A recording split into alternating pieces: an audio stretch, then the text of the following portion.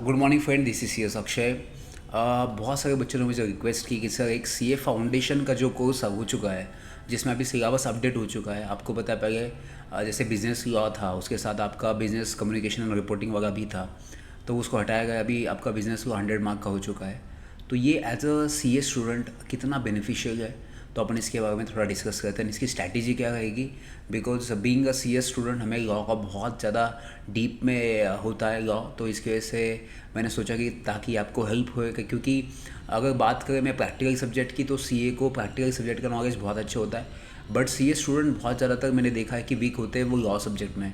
Because क्या होता है, उनका ज़्यादा incline accounting, costing and tax की तरफ होता है। बट जो सी एस स्टूडेंट होते हैं, जो सबसे कम स्कोर करते हैं, वो लॉ सब्जेक्ट होता है। और ये आपका फाउंडेशन है, आपके पास इंटरमीडिएट, फाइनल, ये तीनों लेवल पे आपका लॉ आता है। अब मैं आपको थोड़ा सा बेसिक गाइड करता हूँ कि इसके बारे में आपने कैसा करना चाहिए।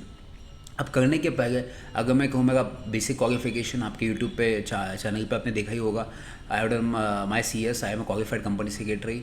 मेरा MBA फाइनेंस हो चुका है, BBA फाइनेंस हो चुका है, लॉ कंप्लीट हो चुका है। Now I am doing a PhD in law. मेरा सेट भी क्लियर हो चुका है लॉ में।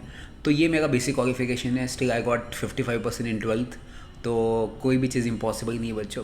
तो अभी मैं आपको बेसिक आपका सिलेबस डिस्कस करने वाला हूँ। तो ये सिलेबस आपके सामने है।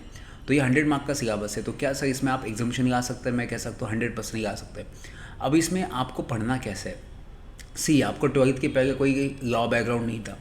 अगर आप लॉ की प्रिपरेशन अभी से स्टार्ट कर रहे हो, तो आपके लिए शुरुआत कहाँ से करना चाहिए? तो देखो, सबसे पहले फर्स्ट इन्होंने टोटल आपको 7 चैप्टर्स दिए हैं।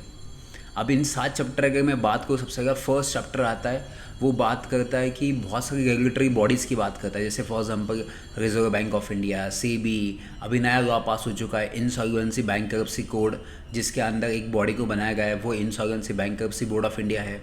उसके बाद आपका सेबी है, जिसके अंदर शेयर्स एंड सिक्योरिटी सब कुछ आता है। तो ये आपको बेसिक पढ़ना पड़ेगा, क्योंकि as a being a charter accountant आपकी बहुत सारी वैकेंसीज इन बॉडीज़ में आती है। बहुत सारी जगह पे सीए को अपॉइंट किया जाता है। मैं आपको बेसिक कहूँगा, अगर आप सीबी की वेबसाइट पे जाओगे, सीबी ग्रेड ए ऑफिसर, तो वहाँ पे as a charter accountant freshers 1,80,000 से लेकर 2 लाख तक पेमेंट होता है फ्रेशर्स को पर मंथ। तो यहाँ आपने सही सुना, तो ये बहुत अच्छा पैकेज आपके लिए दिया जाता है। तो ये आपके लिए फर्स्ट चैप्टर ऐड किया गया है। ये बहुत बेहतरीन चैप्टर है, इसमें आपको बेसिक आइडिया आ जाएगा। इसके बाद अपन ये सीरीज़ कंटिन्यू रखेंगे, स्टेप बाय स्टेप मैं एक एक वीडियोस डालते जाऊँगा, चैप्टर वाइज कैसे पढ़ना है, कैसे नोट्स निकालना है। मेरे पास इसका चार्ट बुक भी है, जो आपको बहुत बेनिफिशियल हो सकता है। दूसरी अगर मैं बात करूँ, that is Indian contract act. ये तो आपको पहले से ही था सिलेबस में, क्योंकि आप डे टू डे बिजनेस पे बहुत सारे लोगों के साथ कॉन्ट्रैक्ट करते हो। तो ये कॉन्ट्रैक्ट कैसे एनफोर्स करना है लॉ के पॉइंट ऑफ व्यू से, क्योंकि जब भी आप एज अ सीए बनोगे, तो आपको अब फर्स्ट कॉन्ट्रैक्ट जो साइन होगा, उसमें टर्म्स एंड कंडीशंस कैसे होती है, अगर किसी ने ब्रीच किया तो आप कैसे उसको टैकल कर सकते हो सिचुएशन को। इसकी वजह से ये आपको चैप्टर दिया गया है। दूसरी चीज़ होती है बच्चों, सेल ऑफ गुड्स एक्ट। ये पहले भी था। ये sale of goods and contract एक दूसरे के साथ इंटरकनेक्टेड है। जिसको कॉन्ट्रैक्ट बेसिक समझ गया, वो सेल ऑफ गुड्स एक्ट भी अच्छे से समझ जाएगा।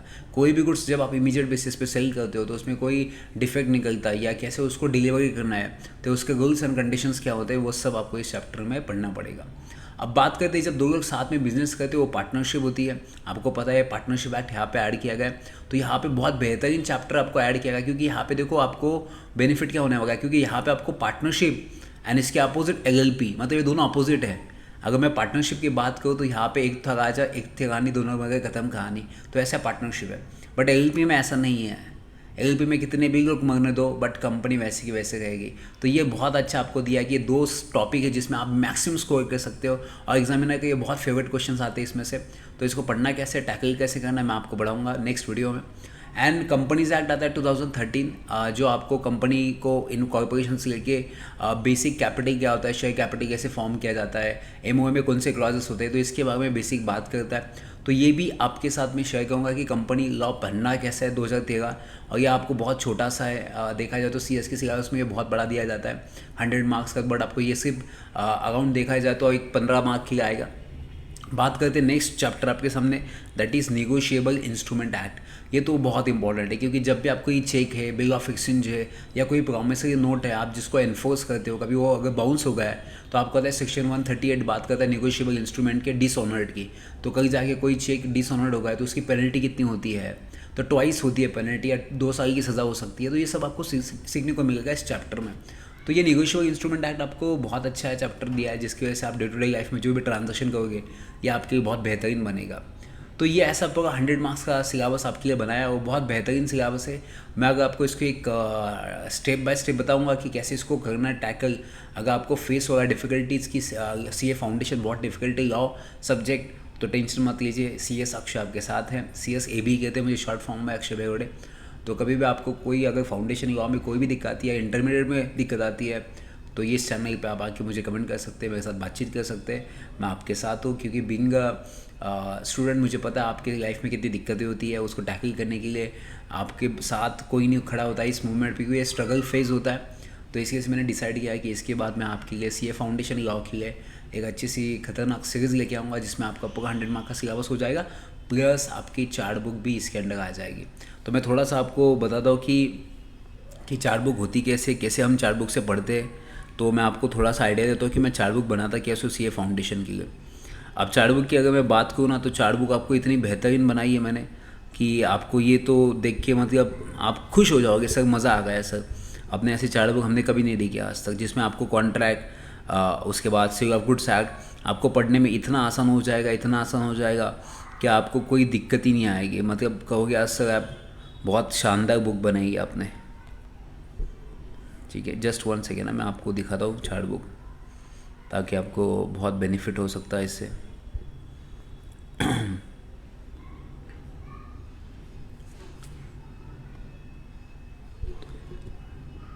ओके, कोई दिक्कत नहीं है।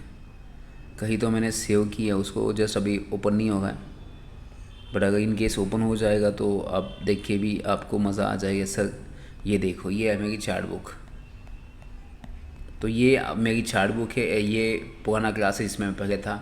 तो ये क्लास आप देखोगे कि इसमें मैंने पूरे चैप्टर्स कवर किए।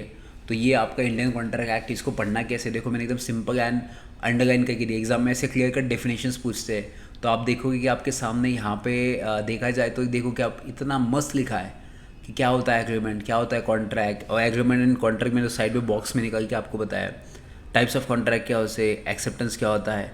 तो ये बहुत बेहतरीन मैंने चार्ट बुक बनाई। अगर आप ये पढ़ोगे कॉन्ट्रैक्ट एक्ट, तो मैं क्या होगा 2 दिन के अंदर आप कॉन्ट्रैक्ट में एक्सपर्ट बन जाओगे। ऐसे ही सेल ऑफ गुड्स एक्ट है, पार्टनरशिप है, कंपनीज एक्ट है। तो पूरे चैप्टर की ये चार्ट बुक है, तो कोई दिक्कत नहीं है।